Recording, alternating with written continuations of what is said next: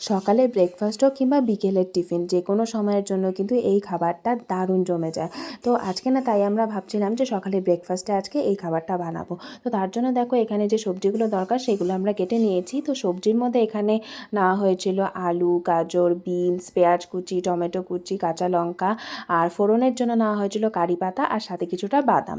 তো main ingredients এখানে ছিল সুজি। তো তোমরা হয়তো সুজিটা দেখে অনেকেই বুঝতে পেরে গিয়েছো যে আজকে আমরা কী বানাচ্ছি। সো হ্যাঁ, আজকে আমরা উপমা বানাচ্ছিলাম সকালে ব্রেকফাস্টের জন্য, কিন্তু এটা কিন্তু সকালে ব্রেকফাস্ট ছাড়াও তোমরা বিকেলে টিফিন হিসেবেও খেতে পারো, সেটাও কিন্তু খুব ভালো লাগে। তো এখানে দেখো সুজিটাকে প্রথমে তেলে কিছুটা ভেজে তুলে নেওয়া হয়েছে। তো তোমরা কিন্তু এখানে তেলের সাথে ঘিও ব্যবহার করতে পারো। তো তারপরে দেখো আমরা এখানে বাদামটা যে ছিল সেটাকেও আমরা একটু ভেজে তুলে নেব। তো তোমরা কিন্তু এর মধ্যে বাদাম ছাড়াও কাজু বাদাম, কিশমিশ এগুলোও ব্যবহার করতে পারো, তবে আমরা এখানে বাদাম ব্যবহার করেছিলাম। তো তারপরে দেখো কড়াইতে তেল গরম করে তার মধ্যে সর্ষে ফোড়ন দিয়ে কারি পাতাগুলো ফোড়ন দেওয়া হলো, দিয়ে তারপরে যে সবজিগুলো ছিল সেগুলো আস্তে আস্তে ফ্রাই করে নিতে হবে। তো সবার প্রথমেই দেখো এখানে যে পেঁয়াজ কুচিগুলো ছিল সেগুলো দিয়ে দিলাম, আর তারপরে আলু আর গাজরগুলো দিয়ে বেশ কিছুক্ষণ এগুলোকে ফ্রাই করে নিতে হবে। তো তোমরা কিন্তু চাইলে এখানে অনেক রকমের সবজি ব্যবহার করতে পারো, তোমাদের যেই সবজিগুলো ভালো লাগে খেতে সেগুলোই তোমরা ব্যবহার করতে পারো। আর এটাকে আরও বেশি হেলদি করার জন্য কিন্তু তোমরা আলুটাকে চাইলে স্কিপও করতে পারো। তো এই খাবারটা কিন্তু ভীষণই হেলদি, আর সত্যি কথা বলতে এটা খেলে কিন্তু অনেকক্ষণ পেটটা ফুলও থাকে। তো তারপরে দেখো আমরা আলু গাজরটাকে বেশ কিছুক্ষণ ফ্রাই করে নিলাম, তার মধ্যে স্বাদ মতো নুন দিয়ে দিয়েছি, আর খুব সামান্য পরিমাণ হলুদ আমরা ব্যবহার করেছি। তোমরা কিন্তু চাইলে হলুদটাকে স্কিপও করতে পারো।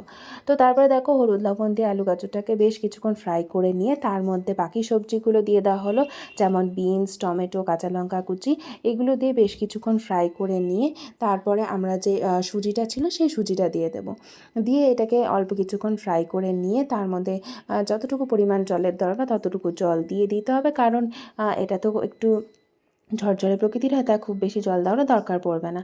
তো জল দিয়ে কিছুক্ষণ এটাকে নাড়িয়ে চাড়িয়ে নিয়ে তার মধ্যে স্বাদ মতন একটু চিনি দিয়ে দিতে হবে। আমরা খুব সামান্য পরিমাণ চিনি দিয়েছিলাম, আর দিয়ে এটাকে নাড়িয়ে চাড়িয়ে নিয়ে তারপর উপর দিয়ে যে বাদামগুলো ভেজে রাখা হয়েছিল সেই বাদামগুলো দিয়ে দিলেই কিন্তু আমাদের উপমাটা আজকে রেডি হয়ে গেল। তো দেখো কি কালারফুল লাগছিল দেখতে, তাই না? যেরকম কালারফুল লাগছিল ঠিক সেরকমই কিন্তু টেস্টিও হয়েছিল।